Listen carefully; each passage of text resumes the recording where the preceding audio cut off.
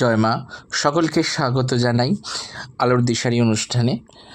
আজকে মায়ের বিশেষ পূজা অর্চনা হচ্ছে, ছিন্নমস্তা দেবীর পূজা হচ্ছে রাহুগ্রহ শান্তর জন্যে, এবং তার সাথে চামুণ্ডা দেবীর বিশেষ প্রয়োগ, অর্থাৎ অবাধ্য সন্তান।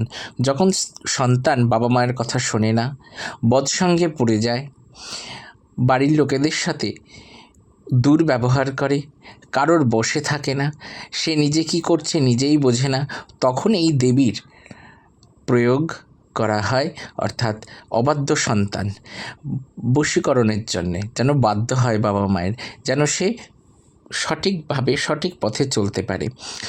এবং এটা অবাধ্য স্ত্রীর ক্ষেত্রেও এই প্রয়োগটা প্রযোজ্য, এবং অবাধ্য পতির জন্যেও কিন্তু প্রযোজ্য। যখন কেউ নিজেদের কন্ট্রোলে থাকে না, মানে অন্যের পরিচালনার দ্বারায় পরিচালিত হচ্ছে মনে হয়, তখন কিন্তু এই প্রয়োগটা করা যায়। সে যখন নিয়ন্ত্রণ হারিয়ে যায়, এই দেবী তখন তার নিয়ন্ত্রণে এনে আমাদের সবার সংসারে শান্তি প্রদান করেন। তাই এই বিশেষ প্রয়োগ আপনারা দেখুন।